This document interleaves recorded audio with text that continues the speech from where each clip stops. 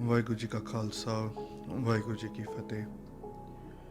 इस सेशन में हम देखेंगे कि गुरु महाराज की जो यात्रा रही है टुवर्ड्स मिडल ईस्ट, तो उसके बारे में एक विचार होगी कि जब गुरु महाराज मक्का गए तो वहाँ कौन कौन सी घटनाएं थी जो उस वक्त जो घटनाएं हुई, और हम जब बाणी पढ़ते हैं तो पढ़ने का सही तरीका क्या है।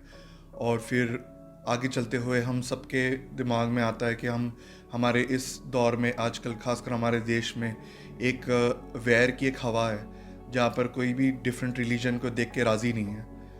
जब कोई टोपी देखता है तो वो उस पर चढ़ जाते हैं, या तो कोई तिलक देखता है तो उस पर चढ़ जाते हैं। तो अभी ये एक सवाल सबके मन में आता है कि भाई कौन है बड़ा, हिंदू है कि मुसलमान बड़ा। तो इसके बारे में हम छोटी सी विचार करेंगे कि इतिहास में जब भी ये प्रश्न पूछा गया तो गुरु महाराज से, तो गुरु महाराज ने फिर क्या जवाब दिया था। आगे चलते हुए गुरु महाराज और भाई मर्दाना जी चलते चलते गुरु महाराज बहुत लंबा सफ़र तय करते हैं और फिर जो मक्का की जो धरती है वहाँ पर जाते हैं। वो बहुत एक ब्यूटीफुल सिटी है मक्का, जहाँ पर जो बड़े बड़े मीनार हैं, और आप सबको पता है कि इस्लाम जगत की सबसे पावन पवित्र जगह जो है, जो सबसे इम्पॉर्टेंट जगह काबा, तो जहाँ पर लोग हज करने जाते हैं, तो वो भी मक्का में स्थित है। जब गुरु महाराज वहाँ जब यात्रा शुरू करते हैं गुरु महाराज, तो वहाँ रास्ते में चलते चलते गुरु महाराज भाई मर्दाना जी के साथ मुल्तान पहुँचते हैं। Multan is in Pakistan today's day. तो वहाँ पर जब गुरु महाराज चलते हैं तो गुरु महाराज का जो डिफरेंट वेशभूषा होती है, गुरु महाराज का पहरावा डिफरेंट होता है, गुरु महाराज की बोली डिफरेंट होती है। तो उसको देख के जो बाहर वहाँ कुछ लोग इकट्ठे हुए होते हैं, कुछ पीर कुछ मौलवी इकट्ठे हुए होते हैं जो मक्का की तरफ रवानगी के लिए तैयार होते हैं। तो जब वो गुरु महाराज के पास गुरु महाराज की तरफ देखते हैं कि यार ये इसने डिफरेंट वेशभूषा है इनकी, ये हमारे साथ क्या कर रहा है, ये हमारे साथ क्यों बैठा हुआ है, तो फिर वो कुछ पल तो चुप बैठ के बस देखते रहते, गुरु महाराज को घूरते हैं। लेकिन फिर उनके मन में वो रहा नहीं जाता और वो पूछते कि तुम कौन हो, तुम हिंदू हो कि मुसलमान हो। तो गुरु महाराज उस वक्त जो है जवाब देते हैं कि मैं दोनों को बिलोंग करता हूँ। मतलब कि ऐसा नहीं कि गुरु महाराज किसी रिलीजन को फेवर करते हैं, गुरु महाराज कहते हैं कि मैं दोनों का हूँ। अगर कोई भी रिलीजन के तौर पे, रिलीजन के बेसिस पे कोई पक्षपात करता है और वो उस एक परमात्मा की जोत को नहीं पहचानता, तो वो झूठे हैं। ठीक है। फिर वहाँ पर जब ये वार्तालाप चल रही होती है तो वहाँ पर एक पीर होते हैं मुल्तान के, जिनका नाम होता है बहावलदीन। तो वो गुरु महाराज को पूछते हैं, क्योंकि गुरु महाराज वहाँ पर जो वेशभूषा लेके गए होते हैं, महाराज के हाथ में पोथियाँ भी होती हैं।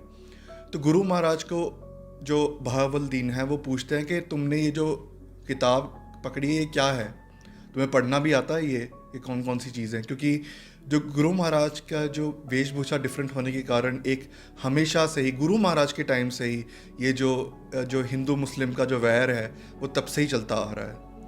तो तब तो गुरु महाराज का जो डिफरेंट जो रूप था, तो उनको वही लगता था कि वो उस तरफ से आए, कहीं कोई वेशभूषा से कोई पता नहीं लगा पाता था गुरु महाराज कि वो किस डायरेक्शन से आए हैं। उनको जब बोली के बारे में पता लगता है, उनको लगता है कि ये हिंदुस्तानी बोली है जो इस तरफ बोली जाती है, पंजाब की तरफ। तो वहाँ पर फिर उनको पूछा जाता है कि ये जो तुमने किताब पकड़ी है, क्या है इस किताब में, तुम्हें पढ़ना आता है, हाउ टू रीड इट। तो गुरु महाराज फिर वहाँ पर उनको उत्तर देते हैं कि 3 प्रकार के पढ़ने की टेक्निक्स होती हैं। ये भी हमें विचारने की ज़रूरत है कि हम किस टेक्निक से रीड करते हैं। जब हम सपोज़ हम बाणी पढ़ रहे हैं तो उसका हमारे मन में भावना क्या है। तो कई बार संगत जी हम पाठ तो बहुत करते हैं, लेकिन अंदर से भावना जो होती है वो बिल्कुल नहीं होती। भावना इज़ लाइक कॉम्बिनेशन ऑफ प्यार एंड भरोसा। ठीक है। अगर हम पढ़ रहे बाणी तो उस परमात्मा पे भरोसा भी रखें कि वो हमारी लाज रखेगा, और अंदर से प्यार भी हो। तो वहाँ पर गुरु महाराज उनको 3 प्रकार के जो पढ़नी बताते हैं। सबसे पहले है उश्तखान। उश्तखान का मतलब ये कि जो भी वो पढ़ाई कर रहा है, अगर सपोज हम कोई बुक रीड कर रहे हैं तो उसको रीड करने का मतलब क्या है, what is the motive behind that. Guru Maharaj कहते हैं कि जो भी उश्तखान का मतलब ये कि वो व्यक्ति जो सिर्फ इसके लिए पढ़ रहा है ताकि वो डिबेट कर सके, ताकि वो आर्ग्यू कर सके।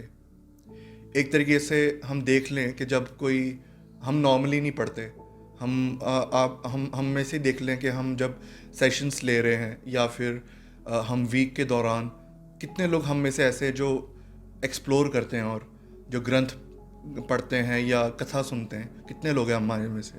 कोई एक दो ही होंगे।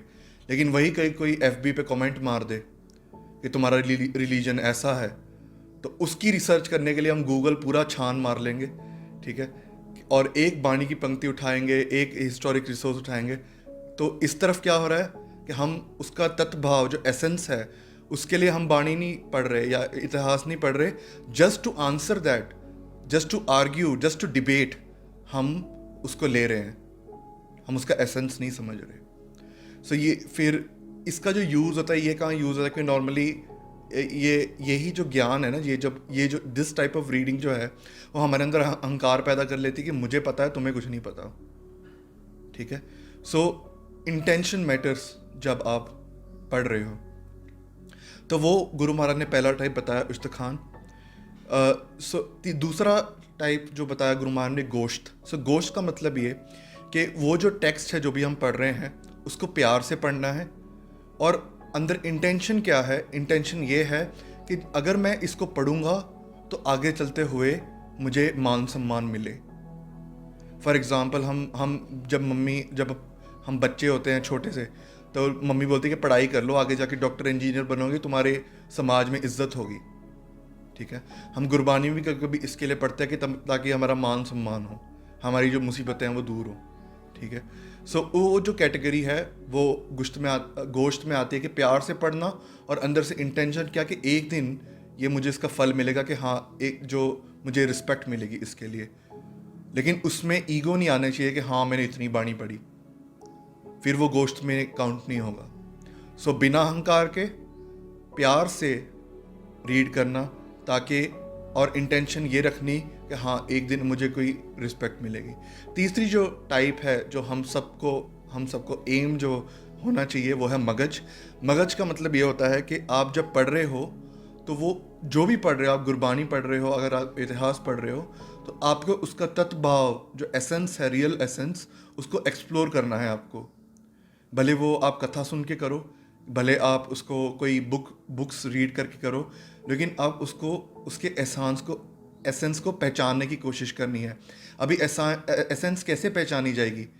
केवल पढ़ने से नहीं पहचानी जाएगी, जो भी लिखा है उसको मानना भी पड़ेगा, अहंकार भी दूर करना पड़ेगा, हमें मोह से भी दूर रहना पड़ेगा, और आखिर में जब हम पढ़ते पढ़ते, जब मानते मानते भगवान, जब परमात्मा की रज़ा में रहेंगे, तब हमारे अंदर वो चीज़ आएगी, वो रियल एसेंस जो है वो फील होगा। वो जो कैटेगरी जो है जहाँ तक हमें पहुँचना है वो मगज है, ओके। वहाँ पर डिफरेंट वेशभूषा गुरु महाराज देखते हैं, वहाँ पर जो पीर होते हैं, जो डिफरेंट प्रकार के मौलवी होते हैं, तो वहाँ पर गुरु महाराज वहाँ पर उनको उपदेश देते हैं। वो उनकी वेशभूषा पे गुरु महाराज के जो भाषा होती है उस पर काफ़ी सवाल उठाते हैं, तो गुरु महाराज उनको रियल एसेंस बताते हैं कि ये वेशभूषा का मतलब क्या है, ठीक है। तो वहाँ पर जो टोपी पहनी जाती है, जो मुसलमान वीर पहनते हैं, तो गुरु महाराज उनको एसेंस बताते हैं कि ये जो टोपी है, इट सिग्निफाइज कि हमें निम्रता में रहना है। जैसे दस्तार है, तो दस्तार नॉर्मली उस वक्त वो बांधते थे जो किंग्स होते थे नॉर्मली, ठीक है। जो टोपी है वो एक तरीके से इसका सिंबल थी कि हमें निमाना रहना है, हमें ईगो में नहीं रहना। दूसरी बात गुरु महाराज ने कही कि वो जो टोपी है, दैट सिग्निफाइज कि उसका जो मुख है वो अंदर की तरफ है। दैट सिग्निफाइज कि हमारा जो मन है ना, हम जो विचरते हैं दुनिया में, तो हम भले बाहर के तौर पे हम जॉब्स कर रहे हैं, बाहर के तौर पे हम पढ़ाई कर रहे हैं, जो भी कर रहे हैं ज़िंदगी में, परिवार के साथ रह रहे हैं, लेकिन अंदर से जो हमारा ध्यान है, हमारे जो ख्यालात हैं, वो हमारे अंदर की तरफ होना चाहिए, अंदरमुखी होना चाहिए, कि हम परमात्मा को याद रखें। अंदर क्या बैठा है? अंदर परमात्मा बैठा है ना। तो वही गुरु महाराज कहते हैं कि वो इसलिए अंदर फेज है। What does it signify? कि हमें जो हमारा जो मुख है मन का वो अंदर की तरफ हो और हम अपने आप को पहचाने कि हम उस परमात्मा की ज्योत हैं। तीसरी चीज़, कफनी एक क्लोथ है जो जब कोई इंसान मरता है तो जब तब उसके ऊपर डाली जाती है, तो वो गुरु महाराज ने अपने शोल्डर्स पे ली हुई थी। तो गुरु महाराज वहाँ पर कहते हैं कि कफनी इसके लिए ताकि मौत याद रहे। तो संगत जी, जब आप स्पिरिचुअल राह पे चलते हो तो सबसे इम्पॉर्टेंट चीज़ होती है कि आपको मौत याद रहे, क्योंकि जब मौत याद आती है तब परमात्मा अपने आप ही याद आ जाता है। सो ये एक वन ऑफ द टेक्निक्स है जब जहाँ से आप विकारों से भी छूट सकते हो। जहाँ पर एक इंस्टेंस आता है कि जब अंग्रेज़ों ने हमला किया था, so there was one instance कि जहाँ पर किंगडम में जब हमला हुआ तो सब लोग एक जगह पे छुपे हुए थे। ओके, सो वहाँ पर जब छुपे हुए थे तो ऑब्वियस है कि जब थोड़ी जगह पे बहुत सारे जन छुपते हैं तो सब चिपक चिपक के खड़े होंगे, है ना। तो वहाँ पर ही एक जो मर्द है और एक औरत है वहाँ पर मतलब एक तरीके से वहाँ पर बहुत क्लोज थे वो, ठीक है, लेकिन उनको काम नहीं आया, उनको लस्ट नहीं आया। क्यों? क्योंकि बाहर से भय था कि मतलब हम मारे जाएंगे अगर हमने आवाज़ किया, कुछ भी की। तो दिमाग तो हमारा, हम भले फिजिकल तौर पे हम इतनी क्लोज थे, लेकिन मन के तौर पे उनको मौत ही याद आ रही थी, ठीक है। सो जब कोई इंसान मौत को याद रखता है कि हाँ हमें एक दिन जाना है, तो वो फिर इस चीज़ से बाहर रहते हैं। तो गुरु महाराज ने सिंबलाइज किया कि ये जो कफनी है वो इसके लिए है कि मौत याद रहे। फिर गुरु महाराज को वो जो लोग जो वहाँ पर जो बाकी जो होते हैं मुस्लिम्स वहाँ पर, तो वहाँ पर वो कहते हैं कि तुम हमारे जैसे नहीं हो, तुम हमारी बोली नहीं बोलते, हम आगे जाएंगे। फिर वहाँ पर जहाज़ पे चढ़ना होता है जो मक्का लेके जाती है, तो उस जहाज़ पे तो ही चढ़ने दिया जाता है अगर कोई कलमा पढ़े, और तुम लोगों को कलमा तुम लोग पढ़ते नहीं हो तो तुम्हें इजाज़त नहीं मिलेगी जहाज़ पे। तो वहाँ पर वो गुरु महाराज को अलग कर देते हैं, और वहाँ पर गुरु महाराज उनको उत्तर देते हैं कि हाँ हम अकेले आए थे, दुनिया में अकेले ही जाना है, हम परमात्मा की रज़ा में खुद ही आएंगे अकेले। और वहाँ पर फिर जो है वहाँ पर बहुत गर्मी वाले दिन होते हैं, और आपको पता ही है कि जब गर्मी वाले दिन होते हैं तब बहुत सारे क्लाउड्स होते हैं कुछ कुछ एरियाज में जो छाया देते हैं, जो शेडो देते हैं। तो वहाँ पर पहले क्या हो रहा था कि वो जो शेडो थी, वो जो वहाँ पर जो मक्का की तरफ रवाना हो रहे थे वो उनके ऊपर जा रही थी, लेकिन जैसे गुरु महाराज उनसे अलग हुए और अपना राह उन्होंने अलग किया, तब वो जो छां है वो गुरु महाराज के ऊपर चलती गई, और तब उनको रियलाइज़ हुआ कि गुरु महाराज कोई आम शख्सियत नहीं थे। फिर महाराज आगे का सफ़र तय करते हैं, चलते चलते भाई मर्दाना जी के साथ वो मक्का पहुंचते हैं। अभी जब गुरु महाराज मक्का की ओर रवाना होते हैं, सो वहाँ पर कौन कौन सी घटनाएं वापरती हैं। वहाँ पर गुरु महाराज एक दिन रेस्ट करते हैं मक्का के बाहर, और भाई मर्दाना जी साथ में हैं। अभी गुरु महाराज अभी इतना लंबा सफ़र तय किया है, तो गुरु महाराज वहाँ पर आराम करते हैं। तो जब आराम करते हैं तो गुरु महाराज के जो पैर हैं वो काबा की तरफ फेस करते हैं। काबा इस एक तरीके से सबसे इम्पॉर्टेंट प्लेस है इस्लाम में, इस्लाम जगत के लिए, कि जो सबसे पावन पवित्र जगह है। एक तरीके से ऐसा कहा जाता है कि वहाँ पर ही खुदा रहता है, खुदा का घर है, ठीक है। तो इसलिए अगर कोई इंडिया से भी अगर कोई नमाज अदा कर रहा है तो वो वेस्ट की तरफ सिजदा करेगा, क्योंकि वो जो मक्का है वो वेस्ट की तरफ है अगर इंडिया से देखें। सो वो उस तरफ सिजदा करते हैं जो मुस्लिम वीर हैं।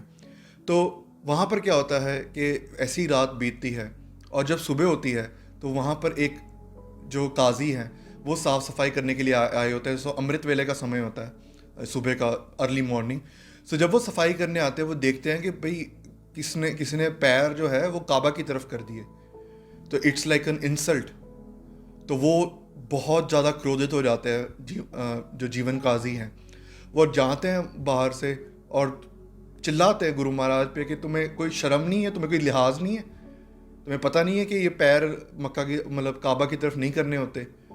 तो वो इतने गुस्से में होते कि वो गुरु महाराज को पैर भी मारते हैं बहुत ज़्यादा। तो गुरु महाराज जब उठते हैं तो गुरु महाराज वहाँ पर बहुत प्यार से, गुरु महाराज गुस्सा नहीं करते। गुरु महाराज कहते हैं कि हम इतना लंबा सफ़र तय करके आए हैं। कहते हैं कि वो जीवन काजी जब बोल रहे होते हैं, जब गुस्सा कर रहे होते हैं, वो कहते हैं तुमने खुदा की घर की तरफ पैर किया, जहाँ पर खुदा रहता है वहाँ पैर किया तुमने। तो वहाँ पर जो गुरु महाराज होते हैं वो कहते हैं, गुरु साहब कहते हैं कि जहाँ खुदा नहीं है वहाँ मेरे पैर कर दो, जहाँ भी भगवान का कर नहीं है वहाँ मेरे पैर कर दो। तो वो जो जीवन काजी है वो गुरु महाराज के पैर उठाते हैं और दूसरी तरफ खींच देते हैं। तो जब वो दूसरी तरफ करते हैं, जैसे ही करते हैं, उनको रियलाइज़ होता है कि जहाँ जहाँ वो गुरु महाराज के पैर कर रहे हैं, वो जो काबा है वो जो है वो पैर की डायरेक्शन के साथ ही उसका वो काबा का भी डायरेक्शन चेंज हो रहा है। तो जहाँ जहाँ पैर कर रहे हैं वहाँ वहाँ काबा पहुँचता जा रहा है। सो एक तरीके से जो जीवन जो काजी होते हैं वो हैरान हो जाते हैं कि ये इतनी बड़ी करामात कैसे होगी, इतना बड़ा मिरेकल कैसे हो गया। तो वो हैरान रह जाते हैं वहाँ पर। और वो फिर बाद में उनको समझ में तो आ नहीं रहा होता हो क्या रहा है, तो वो कहते हैं गुस्से से कि भाई निकल जाओ यहाँ से, आप निकल जाओ यहाँ से। तो फिर गुरु महाराज फिर वहाँ से चले जाते। जब सुबह होती है वहाँ पर सुबह होती है तो वो पूछते हैं कि तुम्हारा जो लिबास है, लिबास के हिसाब से तो मुसलमान लगते नहीं हो, तो तुम कौन हो, हु आर यू, आपका तुम्हारा नाम क्या है, कहाँ से आए हो, तो तुम्हें मतलब तुम मुसलमान तो लगते नहीं, तो तुम्हें नमाज पढ़नी आती है, नमाज किया, इतनी सुबह होगी तुम लेटे हुए हो। तो वहाँ पर गुरु महाराज फिर उनको नमाज का असली जो महत्व है वो समझाते कि नमाज होती क्या है। अभी संगत जी एक तरफ देखने के लिए ये है कि हमने पिछले सेशन में भी इसके बारे में डिस्कस किया कि नानक राज चलाया सच कोट सताणी नीवत है। गुरु महाराज ने उस सच के राग, उस सच्चाई के जो एक राज था उसकी नींव रखी। उसके लिए गुरु महाराज बहुत सारी डिफरेंट जगह पे गए, जैसे हम आज डिस्कस कर रहे हैं मक्का, आगे चलते हुए सिद्ध गोष्ठ भी होगा जहाँ पर गुरु महाराज की वार्तालाप होती सिद्धों के साथ। महाराज हरिद्वार जाते हैं। तो गुरु महाराज ने चारों तरफ एक तरीके से इतने कॉन्टिनेंट्स गुरु महाराज ने कवर किए ताकि जो इंसानियत है उनको उस एक परमात्मा की जो सच्चाई है उसके बारे में पता लग सके। चाहते तो वो घर पे ही बैठ सकते थे कि हाँ आराम से घर पे अपने मतलब आनंद में रहे, लेकिन वो बाहर निकले ताकि जो लोग हैं, जो इतना दुख है, जो इतने लोग पुकार रहे हैं, सच्चाई के राह पे चलने की उनको आस है और जो निराश हो चुके हैं इतने करप्शन से, गुरु महाराज उनके लिए एक आस की किरण लेके आए। वहाँ पर गुरु महाराज ने जगह पे जाके उन्होंने जो धर्म था, जो राइटियसनेस था, उनका सही एसेंस बताया। अगर हम कह दें कि गुरु महाराज केवल सिखों के गुरु हैं, it will be a very wrong statement, it is a very wrong statement. Guru Maharaj ने कहा कि असली तौर पे नमाज का जो रियल एसेंस है वो क्या है। गुरु महाराज फरमान करते हैं, पंज निवाजा वक्त पंज, पंजा पंजे नाव, पहला सच हलाल दोए, तीजा खैर खुदाए, चौथी नीयत रास मन, पंजवी सिफत सनाए, करनी कलमा आख कह ता मुसलमान सदाए, नानक जेते कूड़ियार कूड़े कूड़ी पाए। अभी संगत जी हमें ये नहीं देखना कि हम एक बेनती है, हम जब इतिहास को देखते हैं तो कई बार हमारे देश में या बाहर भी एक ऐसा होता है कि हम देखते हैं कि हाँ मुसलमानों को बोला था गुरु महाराज ने, मुसलमानों ने मारा गुरु महाराज को। तो ये जो चीज़ें हम इस सब से बाहर निकल जाए। जैसे गुरु महाराज ने अभी पहले मुल्तान की पीरों को बोला था ना कि अगर आप धर्म के नाम पे पक्षपात कर रहे हो तो आप झूठ में ही घूम रहे हो। तो हम ये ना देखें कि ये मुसलमानों को बोला गुरु महाराज ने, सिर्फ मुसलमान वीरों के लिए है ये संदेश नहीं, ये हम सब के लिए है। जहाँ पर गुरु महाराज ने यहाँ पर नमाज की बात की है, वहीं गुरु महाराज ने पिछले सेशंस में हमने देखा था कि गुरु महाराज ने असली जनेऊ क्या होता है उसके बारे में भी महाराज ने फरमान किए थे। तो गुरु महाराज यहाँ पर बताते हैं कि पंज निवाजा वक्त पंज, पंजा पंजे नाव। गुरु महाराज कहते हैं कि 5 तरह की नमाज अदा की जाती है, उसके 5 डिफरेंट समा में अदा की जाती है और उसके 5 डिफरेंट नाम दिए जाते हैं। तो गुरु महाराज कहते हैं करनी है नमाज, लेकिन नमाज के साथ साथ वो कौन सी क्वालिटीज़ हैं जो हमारे अंदर होनी चाहिए, जो वो भी नमाज के साथ होनी चाहिए वो चीज़। तो गुरु महाराज कहते हैं सबसे पहली चीज़ जो हमारे अंदर होनी चाहिए वो है सच। अगर हम नमाज अदा कर रहे हैं, अगर हम बाणी पढ़ रहे हैं और फिर झूठ बोलते जा रहे हैं तो उसका फिर कोई फ़ायदा नहीं, अंदर से फिर वो कूड़ी है। नॉर्मली हमारे मन में सवाल आता है कि हम इतनी बाणी पढ़ रहे हैं और असर क्यों नहीं हो रहा, अमृत वेले क्यों नहीं जाग पा रहे। वो इसके लिए क्योंकि हम पूरे दिन में इतना झूठ कमा रहे हैं कि जब हम 5 मिनट के लिए भी नाम जपने बैठते हैं हमारा मन नहीं टिक पाता। तो गुरु महाराज कहते हैं कि पहला सच हलाल दोए, तीजा खैर खुदाए। गुरु महाराज कहते हैं पहला तो हो गया सच, दूसरा हलाल। हलाल का मतलब है किसी के हक का नहीं खाना। कई बार संगत जी ऐसा होता है कि हम कई बार किसी की भी जो धन है, किसी का भी जो तन है, उसकी तरफ बुरी नज़र से नहीं देखना। तन का मतलब हो गया, धन का मतलब हो गया कि जो मनी है, जब हम दूसरों का जो हक मारते हैं, आप देखते हो कि प्रॉपर्टीज़ के नाम पे इतने झगड़े होते हैं। जो ज़मीन है उसकी एक लाइन भी ऊपर नीचे हो जाए तो झगड़े हो जाते हैं, ठीक है। लेकिन हमें अंदर से पता होता है कि वो प्रॉपर्टी हमारी नहीं है, लेकिन फिर भी हम किसी का हक मारते हैं। अगर वो हक मार रहे हो तो वो नमाज भी कोई काम की नहीं, वो पाठ पूजा भी कोई काम का नहीं। तीजा खैर खुदाए, महाराज कहते हैं कि तीसरा हो कि आप जो लोड़वंद है, जो गरीब है, उसको दान पुण्य करे। चौथी नीयत रास मन, पंजवी सिफत सनाए। चौथा हो कि सबके लिए अच्छा सोचे, सबके लिए अच्छा सोचे। महाराज भी गुरबानी में फरमान करते हैं कि अगर आप किसी के बारे में बुरा नहीं सोचते ना, तो आपको भी बुराई मतलब आपको छुएगी नहीं, आपको जो दुख है वो छुएगा नहीं, ठीक है। सो चौथा है कि गुडविल हो, सबके लिए अच्छा ही सोचा जाए। और पांचवा जो है एंड द मोस्ट इम्पॉर्टेंट, कि उस भगवान की सिफत सलाह गाई जाए। अगर ये अच्छे कर्मों का तुम नमाज के साथ साथ ये अच्छे गुण भी साथ साथ रिपीट कर रहे हो, महाराज कहते हैं फिर तुम असली मुसलमान कहा सकते हो। उसके अलावा तुम मुसलमान नहीं कहा सकते। मुसलमान बनना इतना आसान नहीं है, ठीक है।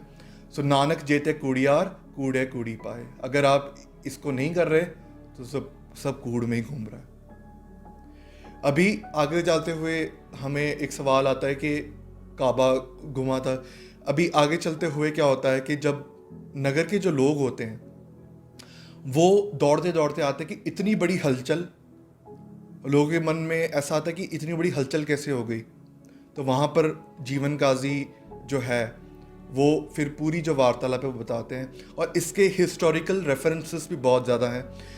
जहाँ पर एक किताब है तजुद्दीन नक्शबंद, वो गुरु महाराज के साथ, जब गुरु महाराज जब मिडल ईस्ट का दौरा करते हैं तो गुरु महाराज के साथ रहे हैं। तो वहाँ पर उन्होंने गुरु महाराज के साथ रहते रहते गुरु महाराज के साथ क्या क्या हुआ, गुरु महाराज ने किन किन का उद्धार किया, कैसे गुरु महाराज ने जो सच का प्रचार किया, तो वो उन्होंने अपनी डायरी में नोट डाउन किया था। एंड वो डायरी जो है उसका नाम है सेहत्यो बाबा नानक फ़कीर, और एक दूसरी है उसका नाम है बाबेदी बगदाद फेरी। तो ये जो डायरी है it is preserved in Medina library, जहाँ पर ये पूरा जो घटना है वो लिखी हुई है कि he saw with his own eyes कि कैसे काबा घूमा था। और लोग हैरान हो गए। और इसके बारे में ही भाई गुरदास जी की वार है। भाई Gurdas ji has been the one of the most important Sikhs. And Guru Arjan Dev ji पातशाह जो 5वें गुरु थे, उन्होंने कहा था कि भाई गुरदास जी की जो वारें हैं ये सिक्खी की जो गुरबानी है उसकी कुंजी है। कुंजी मीन्स अ की। अगर आपको गुरबानी को समझना है तो भाई गुरदास जी की वार इज़ द की। तो भाई गुरदास जी की वारों में जिक्र आता है, बहुत लंबी वार है मदीना की यात्रा की, लेकिन उससे 2 पंक्तियां मैं शेयर करना चाहता हूँ आपके साथ कि महाराज वो भाई गुरदास जी कहते हैं कि टंगो पकड़ कसीटिया, फिरिया मक्का कला दिखारी, होए हैरान करेन जुहारी। महाराज कहते हैं भाई गुरदास जी कि जैसे ही जीवन काजी ने जो पैर पकड़े और वो जैसे ही पैर घुमाए, काबा जैसे ही हिला, वहाँ पे जितने लोग थे वो हैरान ही होते रह गए कि इतनी बड़ी चीज़ कैसे हो गई। सो इसके संगत ही हिस्टोरिकल रेफरेंसेस भी हैं। और आगे जब लोग इकट्ठा होते हैं वहाँ पर गुरु महाराज से पूछा जाता है कि तुम कहाँ से बिलोंग करते हो, तुम मुसलमान तो लगते नहीं हो। तो वो एक जो डुअलिटी की जो भावना है ना संगत जी, यहीं पर हम मार खा जाते हैं। कभी कभी हम देखते हैं, हमने कई बार देखा है, इवन हम देखें न्यूज़, जो ज़्यादा न्यूज़ देखते हैं, अगर कोई रेपिस्ट जो है वो एक पर्टिकुलर रिलीजन का होता है तो इतना ज़्यादा बोलबाला हो जाता है, और जब कोई रेपिस्ट दूसरे रिलीजन का होता है तब चुप, कोई न्यूज़ ही नहीं आती उसकी। तो ये जो भेदभाव है तो जुल्म दोनों ने सेम किए हैं, जो काम है, कर्म है, वो सेम किए हैं, लेकिन जस्ट बिकॉज वो धर्म के वो डिपेंड करता है, सो इसके लिए वो जो लोग हैं वो चुप हो जाते हैं। इसी को गुरु महाराज कहते हैं कि ये जो पक्षपात है ये हमें छोड़ना है।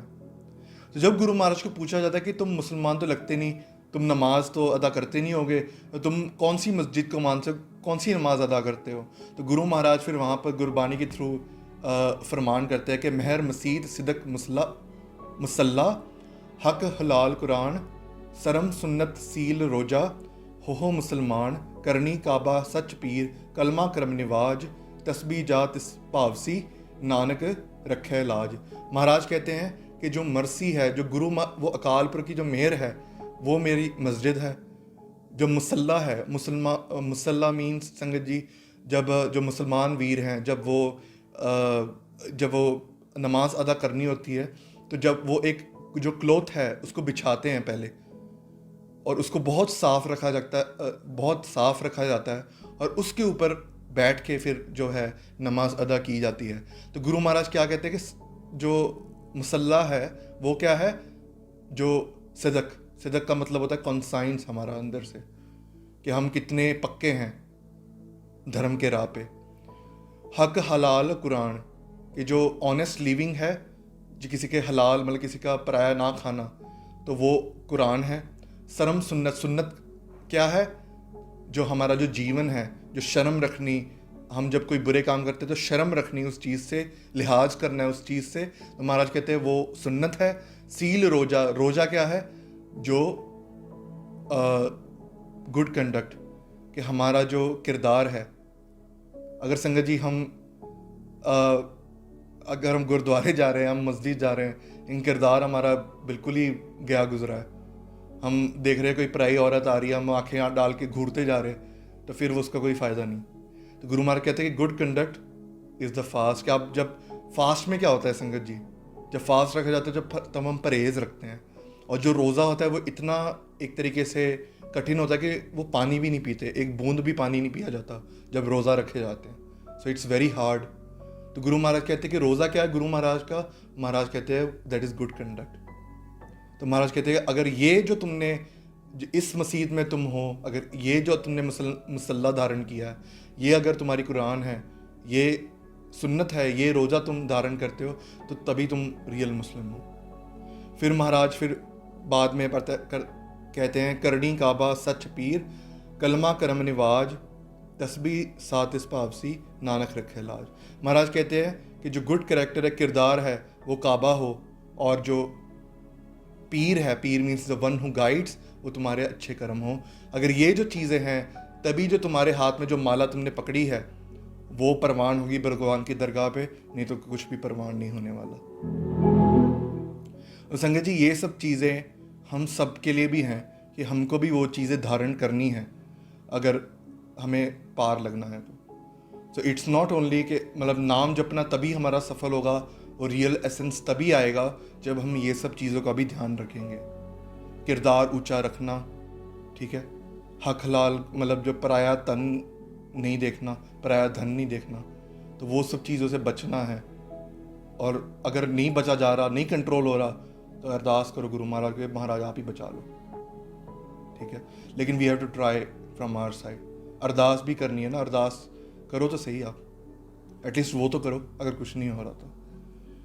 सो इन सब चीज़ों का ध्यान रखना है।